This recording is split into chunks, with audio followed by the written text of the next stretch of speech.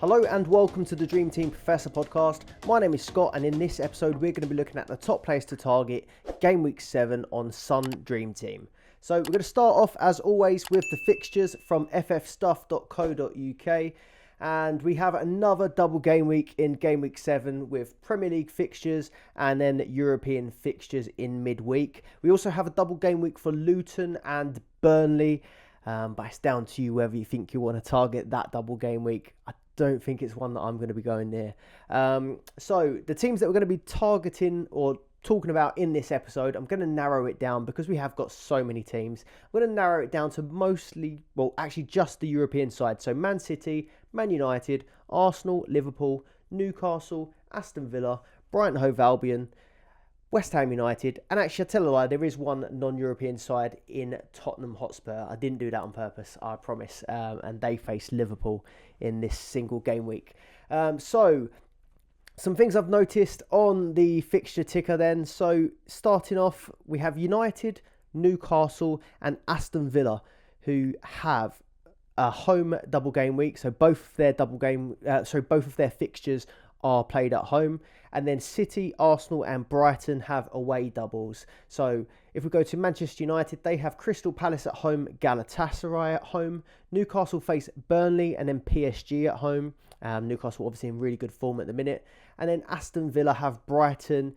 And I keep forgetting this one. I think it's Zrinski Modestar. I think it's pronounced. But Aston Villa have got them at home in the Europa League Conference. And then the away doubles, City face Wolves away, RB Leipzig away. City pretty much fixture proof. I'm not sure it really matters, to be fair, if they're home or away. Obviously did get knocked out of the Carabao Cup, but we'll come on to that a bit later as well. Arsenal, so their away double actually looks quite nice as well. So Bournemouth away from home and Lens away from home, but Arsenal might have a few injury problems at the moment. And then Brighton Hove Albion, Aston Villa away and Marseille away. Obviously Brighton can give everyone a game, but I think that does look especially difficult. Aston Villa and Marseille in the Europa League. Carabao Cup draw has now taken place as well. So the teams that have gone through, their next round will be played in game week 10. So I've got the fixture ticker from FF Stuff showing from game week 7 all the way through to game week 10. Manchester United have drawn Newcastle. Arsenal have drawn West Ham away from home. Liverpool have got Bournemouth away. Obviously Newcastle have got Man United away. Chelsea face Blackburn, I think that is. Fulham face Ipswich away. West Ham against Arsenal at home. And Everton face Burnley at home. Burnley face Everton. And then Bournemouth face Liverpool at home. So game week 10, those fixtures have already been added into the fixture ticker on FF Stuff. Now back to this week, game week 7. I think that Manchester City, Man United, Arsenal and West Ham probably have the best double game weeks on paper. I've mentioned City, Arsenal and United's already, but West Ham are at Sheffield United at home. Sheffield United have just lost 8-0 to Newcastle, so not in the best of form so far, Sheffield United. And then West Ham face Freiburg away from home in the Europa League. When I do come on to the top players to target, I will actually show the squads, how people lined up in the last round of European fixtures as well, because I think that would be quite handy. Other things I've noticed, obviously Brighton and Aston Villa clash, two popular teams, so you're probably going to have a lot of players playing against each other. Maybe if you've got Matty Cash or Digne, you could be playing against Mitoma, you could be playing against Estupinian and likewise. And then obviously Liverpool and Spurs clash this week. Spurs with the single game week against Liverpool, but they did pretty well against Arsenal, so I think they could give Liverpool a game in that one as well. And Liverpool's second match is against Union Saint-Gilloise, apparently, in the Europa League. And obviously they had quite a bit of rotation in the last game as well. A few other things to add. Spurs, so they do just have the single game week this week against Liverpool, but I wouldn't be put off too much by that one, because then after that Liverpool game, the fixtures get really good for Liverpool. For Spurs, they face Luton away from home, Fulham at home and Crystal Palace away. So the fixtures do get quite nice for Spurs after this Liverpool game. And then Villa's fixtures look pretty good as well from game week 8. So they've got a fairly tough double this week, but then Wolves, West Ham, AZ Alkmaar and Luton for Aston Villa. So You might like some Aston Villa players in your team for that run. And then the other things, Man United, obviously they've got a big run of home games. Crystal Palace at home, Galatasaray at home, and then Brentford at home. So 3 home games in a row for Man United. Sheffield United away, Copenhagen at home, Man City at home, and then Newcastle at home as well. So a ton of home games there. We've got 1, 2, 3, 4, 5, 6 home games and just the 1 away game from Manchester United. So if you're fancying their home form, it's looking pretty good for Man United at the minute too. So on to the top players to target, and I'm going to start off with Man City because they are just that good. They've been eliminated though from the EFL Cup by Newcastle's B team really. Man City did rotate quite heavily, but their team still looked really good on paper, and they probably should have won that game. So really well done to Newcastle. Not so much for Man City, but I'm sure they're not too bothered. They've won that trophy a lot of times. So Man City fixtures: Wolves away, RB Leipzig away this week, and then it's followed by Arsenal away, Brighton at home, Young Boys away, and Manchester United away. So we said Man City are fixture proof, but the fixtures do get a little bit harder after this double game week. They've won 6 of their last 6 against Wolves, so that looks like a good fixture on paper, scoring 3, 3 and 6 in their last 3 games. So I'm expecting plenty of goals again from Manchester City. And then RB Leipzig as well. I'm not sure how good that game is going to be for Manchester City. Obviously, they are great, but Leipzig have been scoring goals recently, and they've won their last 6 games, so it might not be as easy as we think. Rodri is suspended for the Wolves game. He will obviously be able to play the Champions League game, but then he'll be suspended for that Arsenal game as well, so you might want to move Rodri out of your side. I imagine a lot of people have. Grealish was back for that Newcastle game and played 90 minutes. Probably isn't going to start the next game, but that is something to consider. Now, if you've got Foden or Alvarez or Doku, for example, I think there's a lot more rotation probably going to happen now that Grealish is back in the mix. And the other thing I've put down as a note is Akanji, Vardiol and Alvarez started both the Premier League and EFL games, but they were the only 3 players that started both. On to the players to target. So Foden, I'm going to start off with him at 4.4 million. He got 13 points this game week, a goal, 3 bonus points against Forest, and he did only play just the 17 minutes against Newcastle. So I expect him to start in that Wolves game. And if it's been anything like the last 3 games for Manchester City, there could be plenty of goals there. So I think Foden will be involved in them. Like I said, more risk for Foden with Grealish back in the mix. He has been playing out on that left-hand side at times, which is usually Grealish's spot. Obviously, Doku, Bernardo are also threats, but I think where Foden can play in so many positions, I think he'll be fine, and I do expect him to start. So I'm going to say Foden, a good one to target this week. Alvarez, I brought him in. He's been in really good form. Didn't do so well this week. I think I got 3 points in both the games, so 6 points in total from the 2 starts. Did go off quite early in that Forest game because of the Rodri red card, so maybe he would have done a bit better in that one. And his points this week basically just came from shots on target and appearance points. But he has been taking all of the set pieces apart from penalties, and he's in top 5 players shots per game, so I'm pretty confident that he'll come good this week. I don't think I'm going to take him out yet. I did sort of toy with the idea, and I think I eventually am going to have to take him out, or take one of my strikers out, but I have got Salah and Haaland, and I think it'll be easier to move on Alvarez. But if I want to get to 5 at the back for this part of the bus chip, eventually I am going to have to take out a striker. So it probably will be Alvarez, but not quite yet. Kyle Walker, 3.6 million. Now, I've been banging the Kyle Walker drum since early on this season, really. Still haven't bought him in myself. It just hasn't quite worked out for my team yet. But I've been saying he's been playing a lot higher up, and he actually came up with a quote after the last game saying, it's a different role that I've been playing this season. I'm a little bit higher up the field where I can go and get some assists and goals.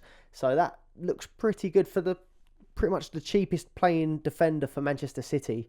That's good to hear that there's more chance that he could get goals and assists, because he hasn't been someone that gets a ton of them over the past few seasons. So Walker at 3.6, I still think is a really good player to target. And he's had a pretty good game week as well.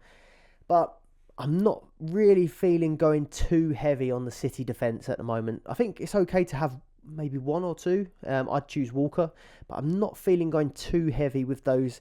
With the Arsenal game, the Brighton game, and the Man United game still to come from now until game week 10. So I think it's okay to have one, but I don't think I'd be going for a block or a semi-block, anything like that. So yeah, Foden, Alvarez, Walker, they're the ones that I think are best to target at the moment. Obviously, Rodri's out, so take him out of the equation. And obviously, Haaland. Most people are going to have Haaland. And I think most people will be captaining Haaland again for these two fixtures as well. I think I will be myself. On to Arsenal. So my side got through in the Carabao Cup against Brentford with a 1-0 win. Quite a lot of rotation there. Sneaked it, I think, in the end, because Brentford were looking good in that second half. And then a draw against Tottenham in the North London derby, I think, which was a fair result in the end. But unbeaten so far this season, Arsenal. Looking fairly good. Drawn West Ham in that game week 10 Carabao Cup game. So the Declan Rice derby. Well, I'm not really sure if Declan Rice is going to be playing. And talking to Declan Rice, we've got some injury problems at the minute. So Saka, he's a big problem. Apparently he hasn't trained yet so far after picking up a foot injury or ankle injury in the North London derby. We're all waiting eagerly to find out what is the latest news. And I expect we'll get that on tomorrow, which is Friday. Or hopefully if Arteta does give anything away in the press conferences. He's 50% owned at the minute as well, Saka. So there's going to be a lot of people trying to decide what to do with him. Declan Rice also hadn't trained after the North London derby. Martinelli's out injured. And Trossard is still a doubt. I think they said that they will assess him at the weekend. So big injury problems at the minute for Arsenal. But Saka's probably the one that we're going to be paying most attention to. I think the Rice one could be very important as well, though, if you've got Arsenal defenders. Bournemouth, Lons, we might get away with. But if we don't have Declan Rice for Manchester City, I think we'll have big problems. So, yeah, something to consider. But a good double game week away on paper. So, Bournemouth, Lons. Saka, what do we do at 6.3 million? I think wait it out as long as you can.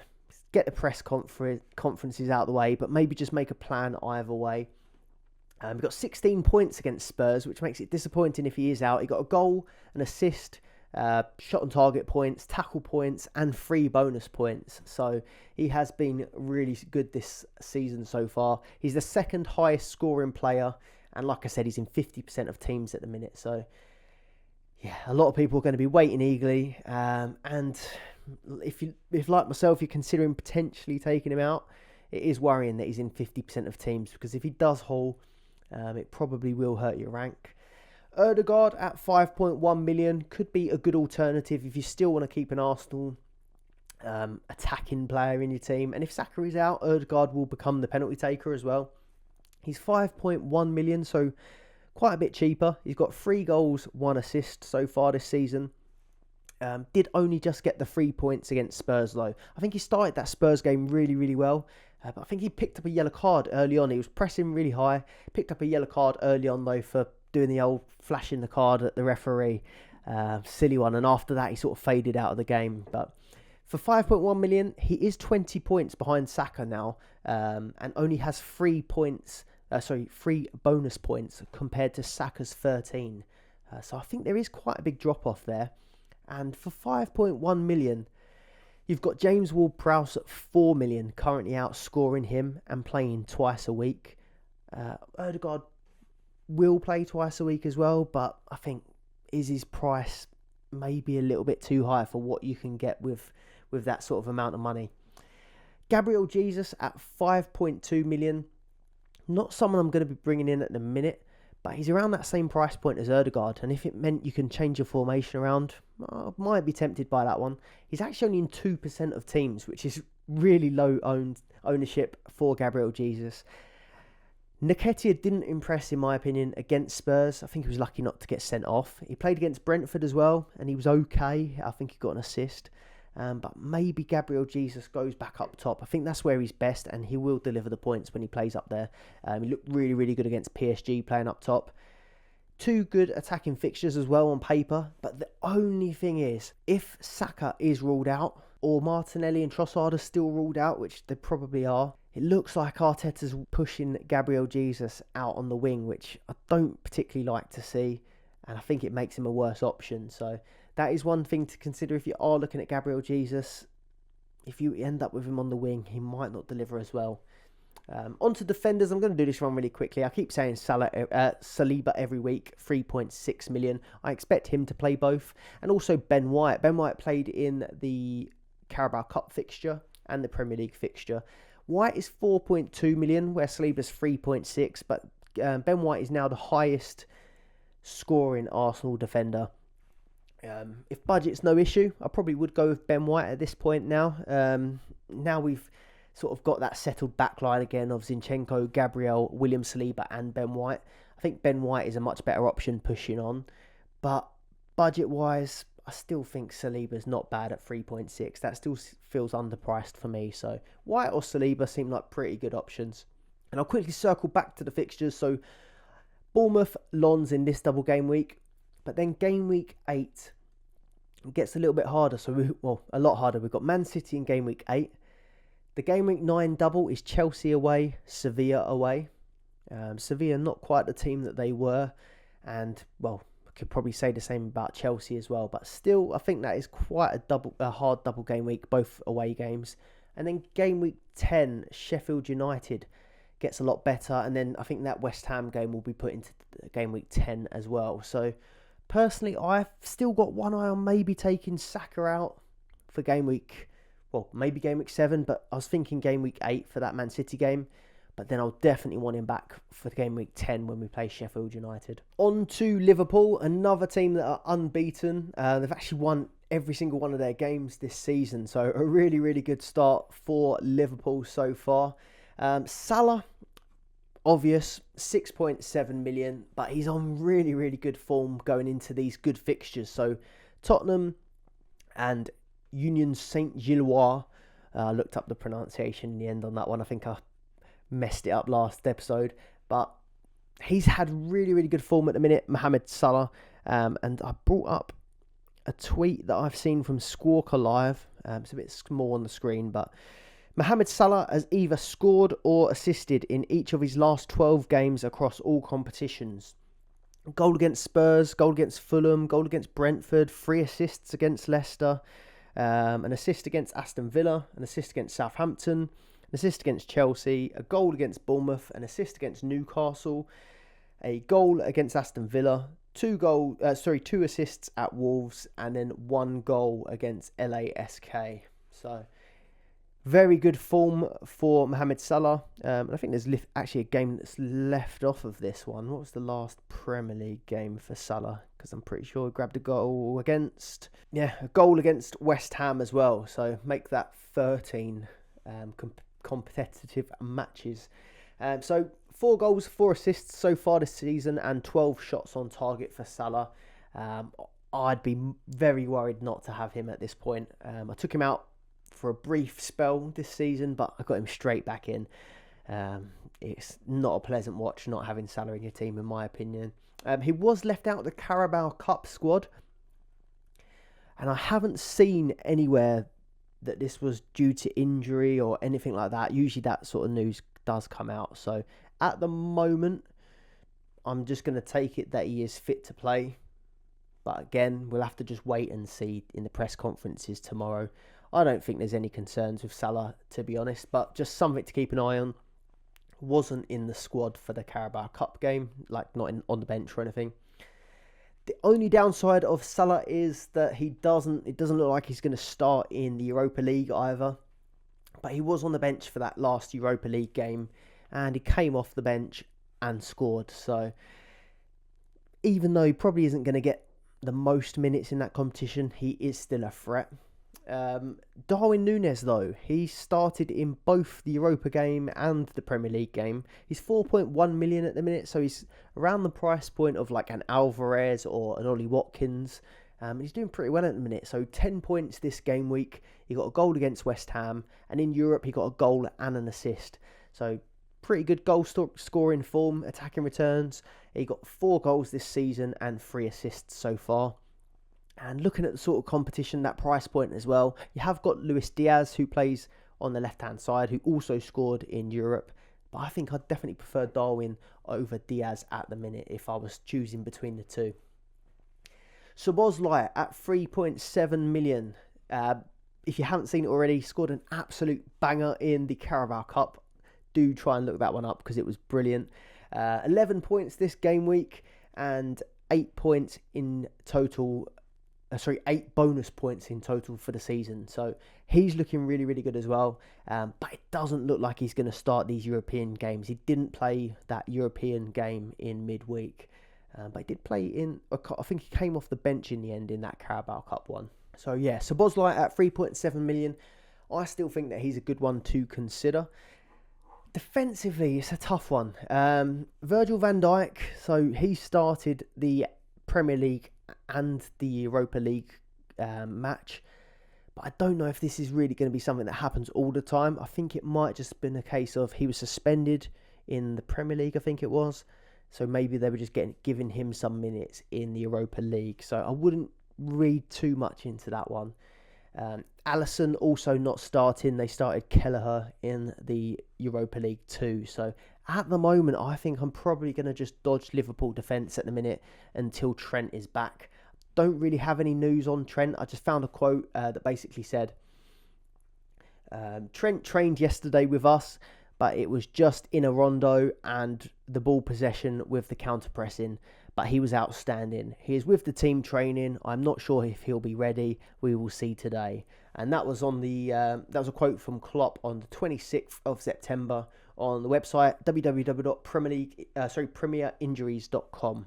Really handy site for checking the latest injury news. So at the moment, I'm not too sure whether he's going to be back. And something that's worrying me a little bit as well is that I was planning to use my park the bus chip in game week 9 with Trent in the team, but actually I'm starting to wonder, is he actually going to play in these Europa League games? Probably not. So that is something to consider as well. He probably isn't going to play twice a week. And then before we move on, so the fixtures for Liverpool: Tottenham, Union Saint-Gilloise.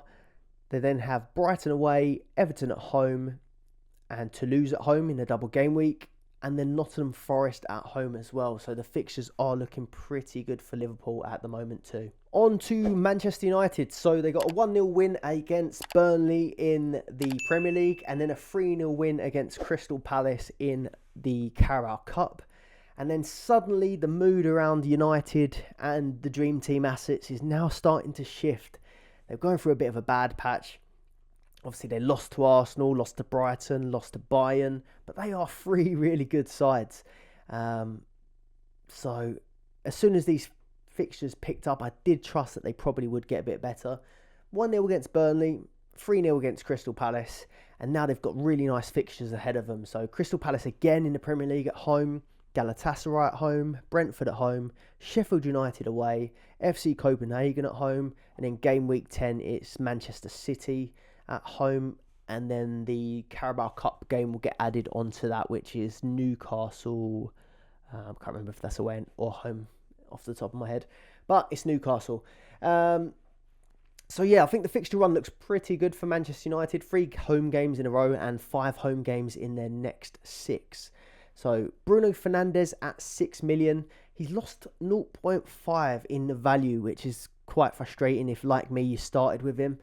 But he is maybe back on the way up. So no appearance in the EFL Cup, but he got 10 points against Burnley, getting 1 goal, which was a brilliant goal, and 3 shots on target. And if you're worried about Bukayo Saka, maybe considering moving him out, I would say Bruno Fernandes is a really, really good option if you don't have him already.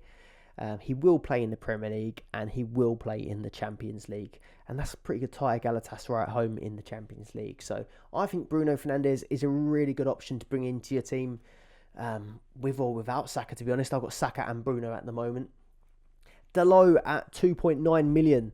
He's absolutely smashed it this week. So 21 points this game week. And he scored, he's 28 points in total for the season. So 21 points of that have come just this week. He got an assist in the EFL Cup against Palace, 5 tackles, shot on target points, and big chance created points.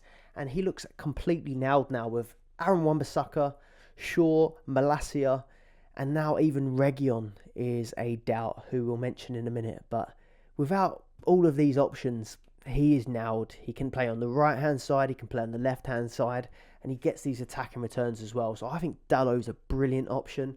And a little bit gutted I didn't bring him in, to be honest, because I had the choice of him and Reguilon. I thought for 1.9 million, Reguilon looked a great option and a little bit cheaper. But now we have Reguilon flagged on Dream Team as well. So he looked like he pulled up with a hamstring injury in that Burnley game. But then after the game, he was asked about it, Ten Hag that is, and he went on to say that he had been ill and he was struggling with illness in the week, but he thinks he'd be okay. But he then wasn't in the squad for the Crystal Palace Cup game, which is a bit worrying. I've tried to look on that website that I mentioned before. I've tried to look online, and everywhere that it mentions anything, it just says illness. But everyone that I spoke to that's watched the game are worried that it's a hamstring problem. We've heard nothing yet, and I'm hoping to hang on for the press conferences tomorrow to find out a little bit more. But that is a worrying one, because like me, if you bought Reguilon in at 1.9 million, it's a bit of a bargain. And there's not that many alternatives around that sort of price that could end up playing twice a week as well. So fingers crossed Reguilon is back fit for the weekend. If it's a case of he might just miss one game and then be back in, for that price, I think I might just consider hanging on to him, to be honest. Casemiro at 4.2 million. I don't know what it is. He's just on Dream Team. He just isn't for me. But he does do well. And he had a bit of a period like this last season in Dream Team as well, where he got a little bit popular. 4.2 million, so quite expensive. But he's got 4 goals and 1 assist so far this season. He got a goal and an assist against Crystal Palace in midweek, 13 points. And he's just nailed. He pretty much plays every game, plays the Champions League, plays the Premier League, just played in the EFL Cup. So a really, really good option. It's going to be one like a bit like Rodri, where you're buying a defensive-minded player, but then he's getting attacking returns, and he could still get tackles and bonus. So, yeah, something to consider. And we've been speaking about Eze as well, being such a great player, smashing bonus, doing really well. Casemiro is now just the 1 point behind Eze, 4th highest scoring mid in the game. So, not for me, but can't be ignored. And then just Rashford and Haaland. Disappointing weeks for both of them. 3 points, I think, for Rashford, 2 points for Haaland, 6 mil for Rashford, 3.9 for Haaland. So they're probably both going to go down in price as well. But I do think they're going to probably do quite well in this run of games. So it depends if you want to eat that price decrease. Crystal Palace, Galatasaray, Brentford, Sheffield United, FC Copenhagen and Man City. I think there will be goals for both of them in this run. I didn't put him on this slide because I must have run out of room. But Onana at 3.5 million. You're going to get yourself a goalkeeper that will play twice a week. He's playing in the EFL Cup as well, so he's pretty much going to play every game. He's now the 3rd highest scoring goalkeeper on the game. I was looking at Martinez, to be honest with you. I was looking at Martinez from Aston Villa as a keeper that's going to play twice a week. But he's 3.2 million on 21 points. And Onana is on 3.5 million, 34 points. So with this run of fixtures, all these home games, I actually think, I was saying Martinez, but I think I'd rather just pay that little bit extra, 0.3, and get Onana, to be honest, if you're looking to get one of the more expensive goalkeepers. Before we come on to Newcastle, if you are enjoying this video so far, please do leave a like and subscribe to the channel. And also, if you're after some more Dream Team content, part of the Dream Team Tonic podcast, and we had an episode with Fergie from Fantasy Football Hub and previous winner of some Dream Team. That latest episode is now live on YouTube for everyone to watch. And if you're looking for a little bit of extra help with your Sun Dream Team and want to join a community of like-minded players, there will be a link in the description below to our Patreon and Discord, where we all share tips and pretty much speak about Dream Team on a daily basis. So link in the description below for that one.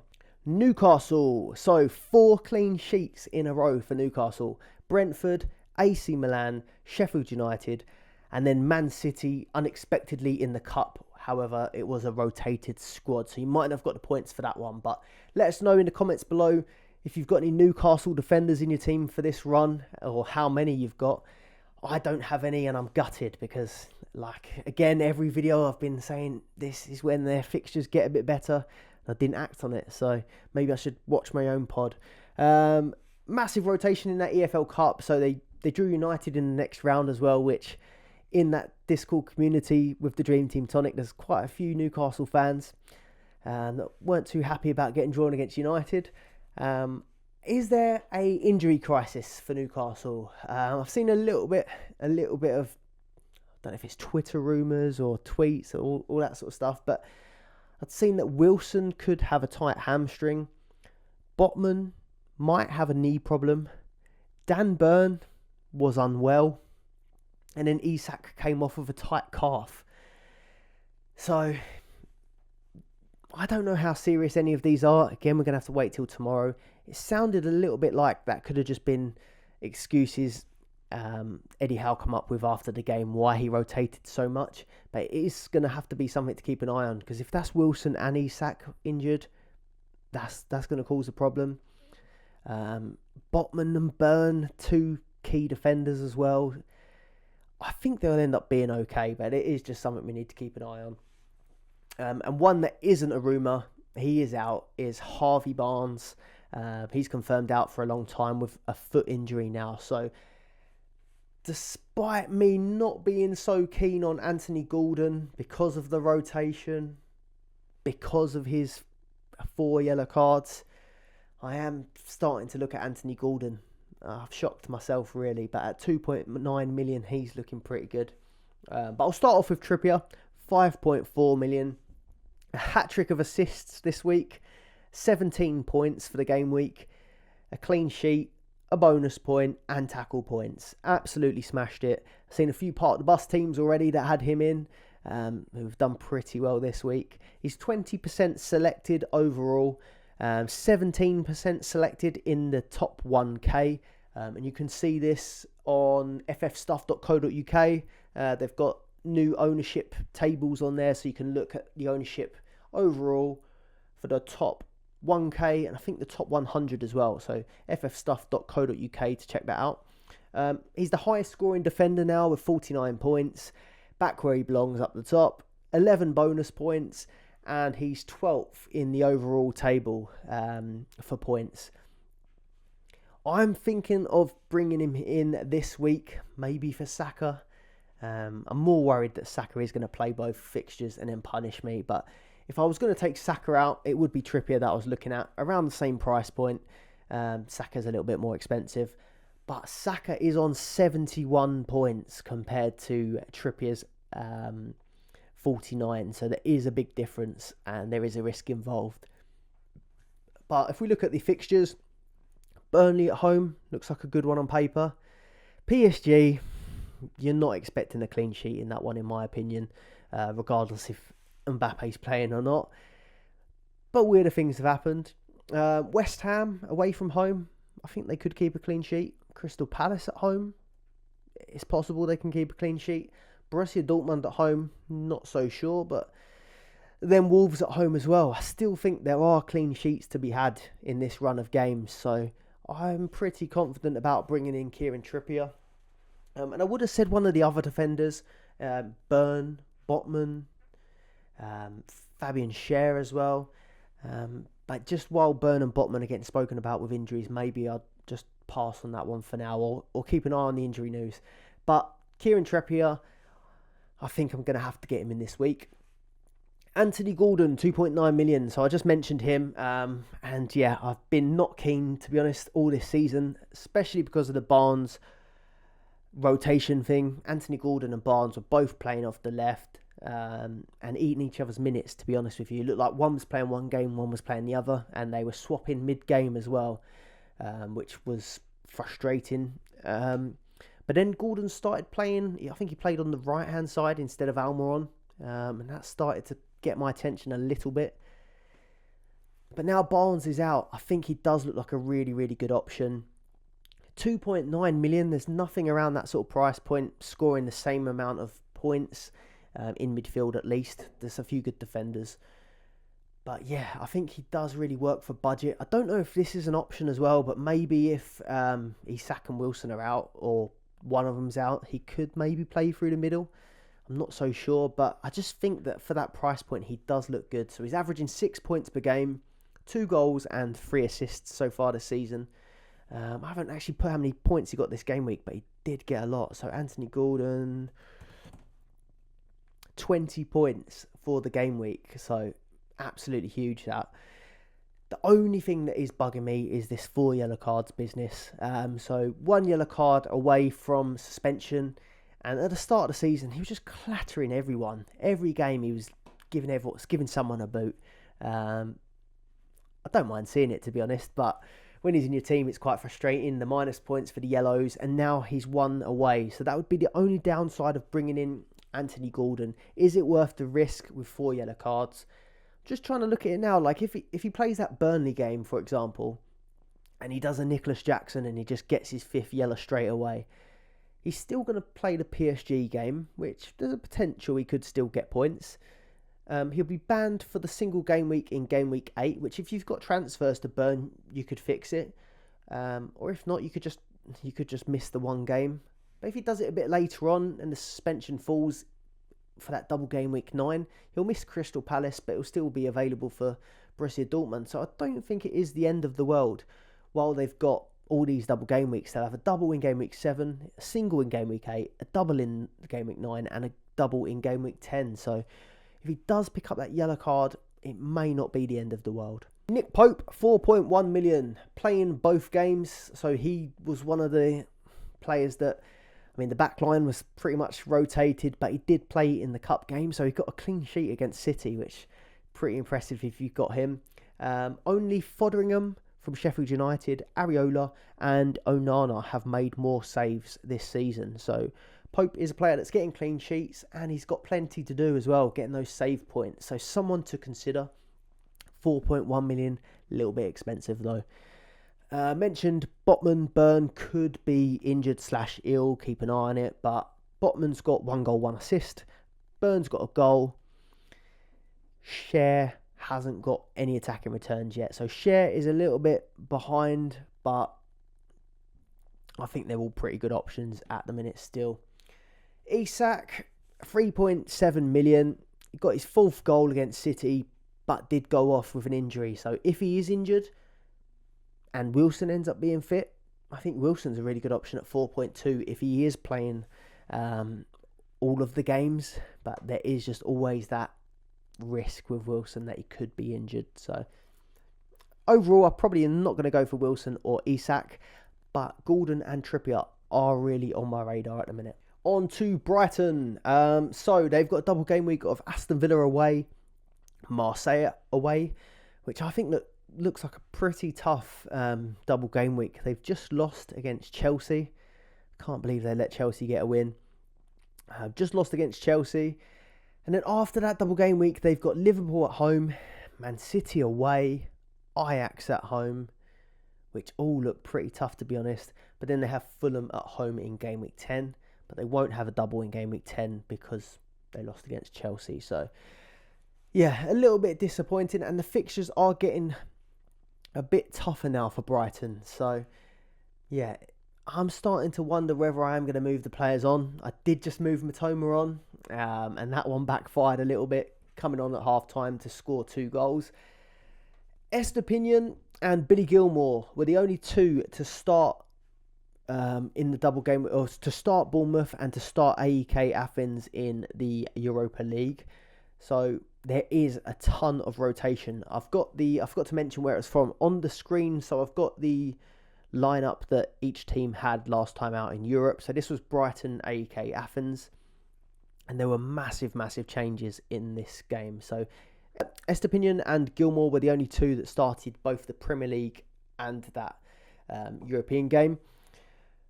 It just shows how good of a squad they've got now, Brighton, to be honest with you. But Matoma and Estepinian started in the Carabao Cup game. João Pedro, 2.4 million. This is mad. So João Pedro, quite a few of us started with him in our team at 2.4 million, but then got frustrated that he was rotated. Well, João Pedro is now the highest scoring player for Brighton with 48 points, which is quite funny. 2 goals in that AEK Athens match. But it does seem like he's playing the cup competition. So the European games, the Carabao Cup games. But yeah, I won't be choosing him, but just quite funny how it goes. Sometimes you need to have a bit more patience. He's the highest scoring player in the under 2.5 million bracket as well. Pascal Gross is someone that's injured for Brighton. So if you were thinking about him, don't. He's been ruled out till mid-October when I was looking on that Premier League site. So yeah, Gross started the season well, but he's now ruled out till mid-October. Estupinian, 3.4 million, so 11 points this game week. He got an assist and a big chance created against Bournemouth. 3 bonus points against Chelsea and a big chance created in that one. I feel like he's doing okay, to be honest. But there's plenty of options that are outscoring him. So Cash, Walker, Byrne, Botman, Digne, all scoring higher than Estupinian at around the same sort of price, which I think that is mostly just down to those clean sheet points. Cash, Walker, Byrne, Botman, they've all got clean sheets, more clean sheets than Brighton. So I think he has to start getting some clean sheets to sort of keep up with these guys. March or Matoma is probably the only other question mark. So Estupinian with the 11 points. If he gets, I'm a bit worried that he might get a rise, so I'm probably going to keep him in, and I still do think that he will do okay. He does okay without clean sheets, and he seems one of the players that are least at risk of rotation. March or Matoma is the sort of question now in midfield, and both are getting rotated. I've got a few stats from their last 8 possible games. Matoma at 3.7 million in his last 8 has scored 3 goals, got 3 assists, 3 bonus points, and 46 points. 7 starts and 1 substitute appearance. 15 points last game week, and obviously 2 goals off the bench. So not a bad showing from Matoma. I took him out because I think this run of games is getting pretty tough, and I did think that he's going to get rotated a fair bit. So that was my opinion, but I still think he's a very good option. March at 3.7 million. He had a little bit of an injury problem, but he's back. He's got 3 goals and no assists, 1 bonus point, and 39 points overall. He's made 5 starts and 1 substitute appearance. So at a minute, I think I would go for Matoma out of the 2, but March is back in the frame. But there just is that rotation now with Ansu Fati, Adingra. They do have a really good squad. Other than that, though, Brighton, it's a bit frustrating, really. They've done really well. They've got a really good squad, but I was really expecting them to have some really good options. Now they're in Europe, but because their squad is so good, it's making it hard to choose. Up front, João Pedro, Ferguson, and Danny Welbeck.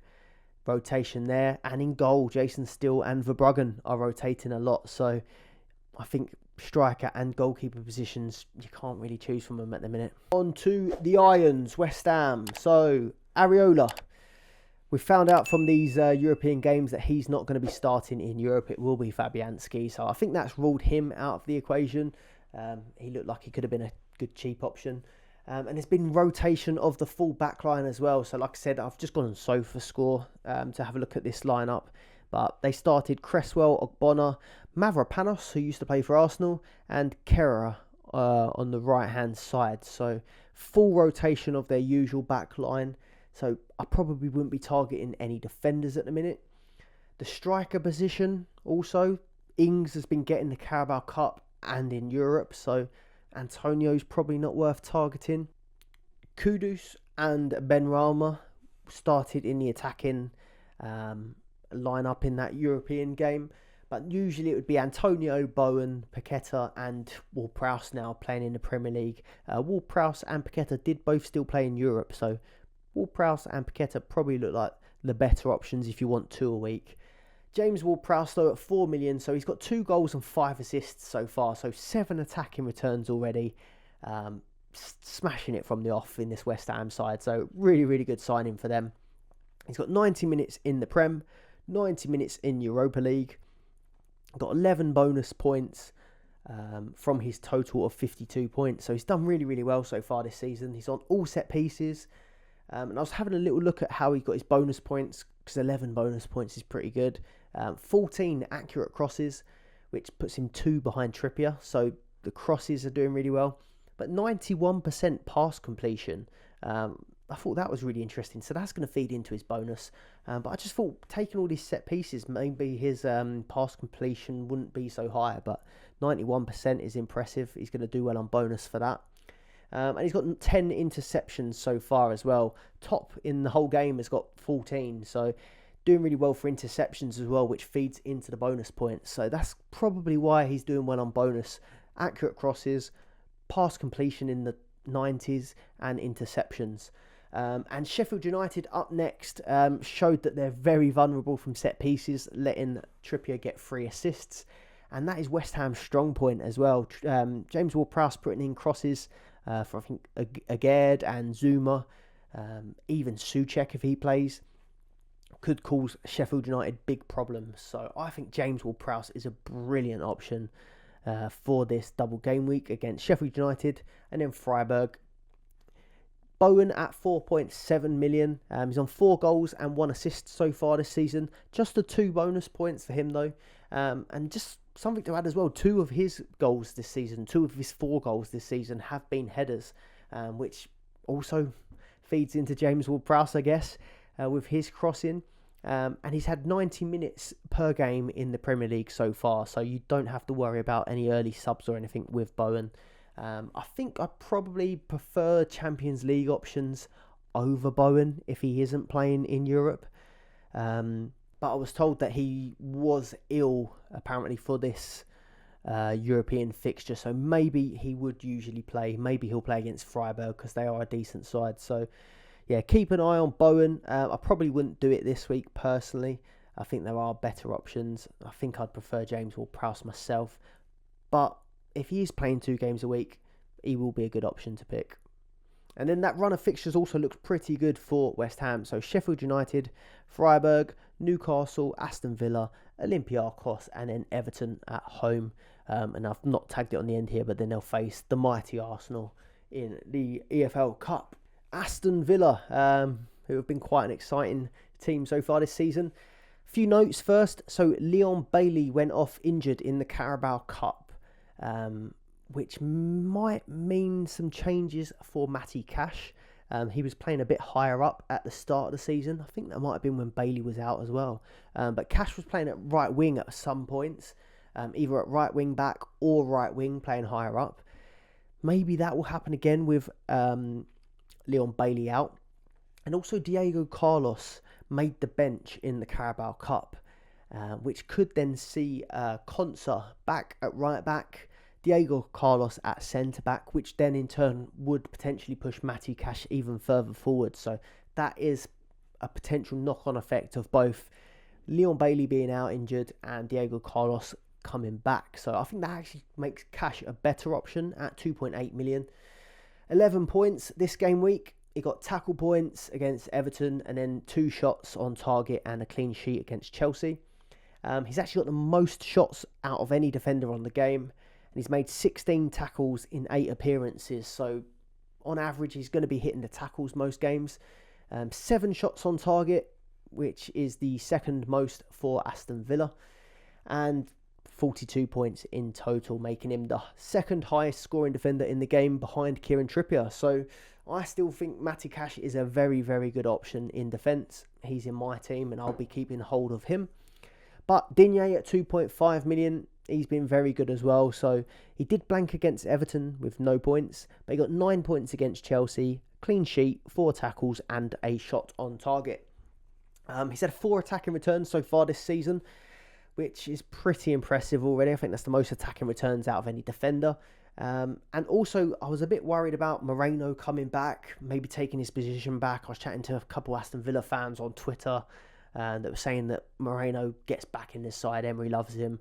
But Emery has said, because Moreno was in the squad, I think, at one point, but now he's been left out again without making any appearance. And I found a quote that said his injury was very hard. He's been better and better, but he's not feeling 100% comfortable to play.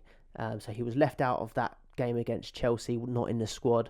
So maybe he's had a little bit of a setback, or he's not as far into his recovery as we first thought. So Lucas Digne is looking pretty safe, I think, at 2.5 as well.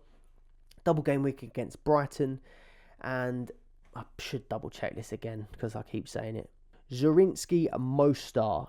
So 2 home games. I think that looks pretty good on paper. Obviously, Brighton are probably going to score, but with Digne and Cash, he can get attacking returns as well. Brighton are conceding quite a few chances. And then in game week 8, Wolves looks okay. Game week 9, West Ham and AZ Alkmaar looks alright. And in game week 10, Luton looks pretty good as well at home. So I really do like these Aston Villa defenders at the minute. Emi Martinez, I did mention him earlier at 3.2 million. He didn't play in the EFL Cup, but he did play in Europe, so he probably is going to play twice a week. But like I said, he's at 3.2 million. Onana's at 3.5, so if you can stretch to him, I think Onana is a good pick. And when I was comparing the two, Onana and Martinez is only 14th for saves, so he might not get as many save points as someone like Onana, but I do think there'll be clean sheets in this run. Then the last Aston Villa player that I'm going to mention to target, Watkins at 4.1. He wouldn't be my pick at the minute. He's only got 1 goal so far this season. His first goal was against Chelsea. He got 9 points in that game, but he got no points playing 45 minutes in the Cup. And I just think for his price, there's better options in Alvarez, Darwin Núñez, or even Callum Wilson potentially if Isak is out. But the fixtures are good, so you might want to go there. It isn't for me. And then just a real quick one on Tottenham. So I'm only going to say Son and Maddison at the minute, and it's probably a hold rather than to target. Maddison's been flagged with a knee injury that he picked up against Arsenal. We'll wait for updates on that one. They play Liverpool in the next game. They did do quite well against Arsenal, so they might take the game to Liverpool, and Liverpool's defence isn't the best, so might see a few goals from Tottenham. But with Maddison, it is just a wait and see. With Son, got 15 points against Arsenal at 4.7 million, so I do think that he could be a good one to target in this Liverpool game because they do play a high line and he does like to run in behind. I fancy his chances to score in this one. But for Tottenham, I think the main attraction is not this Liverpool game. It's game week 8 when they face Luton, followed by Fulham, followed by Crystal Palace in game week 10. I think after this Liverpool game's out of the way, the Tottenham assets look a lot better. But other than Son and Maddison, I probably wouldn't be choosing any other ones because in midfield or defence, there's quite a few good double game week European players that I'd rather have instead. If you've taken anything useful from that, please do leave a like on the video. But now we're going to go on to my team update. So 116 points for the game week, 570 points in total, and my rank has gone up from about 7k at the start of the week. I think it was 12k last week, and we're at 6.5k now, so slowly climbing. I've got Sanchez in goal, got me 13 points. He's done pretty well so far. I think he's up there as one of the top keepers now, so pretty good for him. 13 points for the game week. Stupinian with 11 points. Didn't keep the clean sheet, but has been doing pretty well for things like bonus, tackles, and attacking returns. So 11 points, I'll take it for him. Saliba, just the 2 is a little bit disappointing, but can't say I expected very much from the North London derby, and then I didn't expect him to play in the EFL Cup. Matty Cash with 11 points, happy to keep hold of him. He's been doing really well. Region is a disappointing one. So 1.9 million, brought him in, started Burnley. Had a really good game, so 6 points in that one, got the clean sheet. Unlucky not to get an assist for an Evans goal that was ruled out. But he's looked really, really good for the value, but is now flagged for injury/illness. So that is going to be a annoying one if he's ruled out. Bruno Fernandes in midfield, 10 points. Again, the fixtures are turning. The points are getting a little bit higher from him, and I'm hoping he can claw back some of the 0.5 million that he's lost in value. Saka, 16 points, had a really, really good week, or really, really good game against Tottenham, but is also flagged with Region now. So I've got 2 flagged players in this team that I might have to make a decision on. We have to wait for the press conferences on Friday to see how that goes. Phil Foden with 13 points, had a much more promising game in the last one, so happy to keep hold of him at the minute. Alvarez, someone that I brought in this game week, hasn't done very well so far, but the fixtures still look good. 6 points for him. Salah with the 12 points. and then Haaland with the captaincy got me 16. So overall, I'm pretty happy with how that week's gone, but it has left me with some issues to sort out this week potentially. Also, let us know in the comments below how you got on this game week. Game week 7 plans for me, so it's probably going to revolve around Reguilon and Saka. That has caused a real headache for me. Still eyeing up the part of the bus chip in game week 9, but now, to be honest, it's looking like I might move Saka on for Trippier. I wanted to get Trippier in my side for this run, but I was finding it hard to decide between Bruno Fernandes and Saka. Ideally, I was going to leave it one more week because Saka then in game week 8 plays Man City, and that would have been probably an okay time to move him on. But if he is going to be out, I could just get away with doing that move a little bit earlier. But it does worry me that he's 50% owned, and if he does end up playing both games, it could really hurt. But that is the risk. And in Reguilon as well, there's just not much around that price point to replace him with, which makes it tough. But if I am taking out Saka for Trippier or using that money, I do have to bring another midfielder in because I am currently on a 4-3-3. So you can't have two midfielders. So at the moment, I'm looking at if I have to take out Reguilon and I have to take out Saka. Say we hear that worst case scenario, they are both ruled out.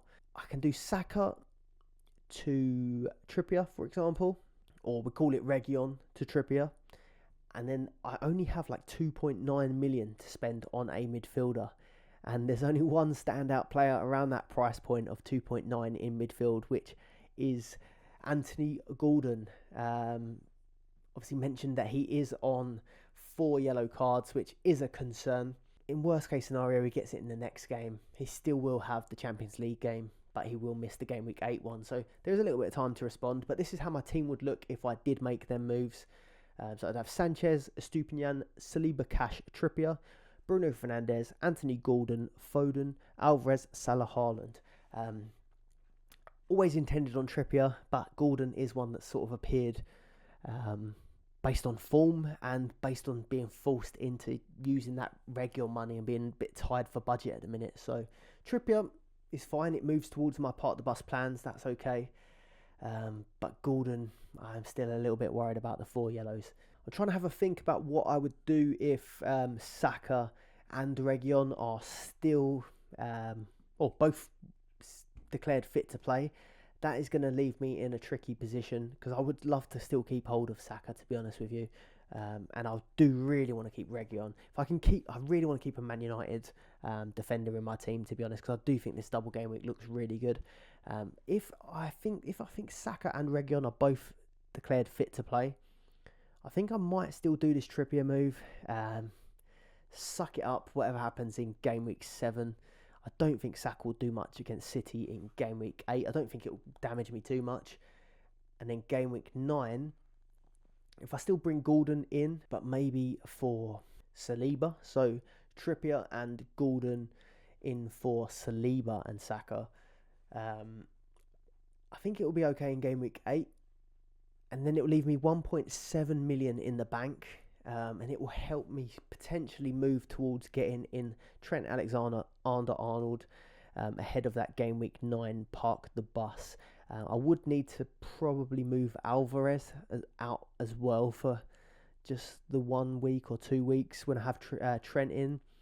But I still am liking the look of having a part of the bus in game week 9 with Trippier, with Cash, with Trent if he's fit, and then a Reguilon, and then I probably still will decide on the other 2 based on budget, or the other one based on budget. But yeah, that's my rough thoughts.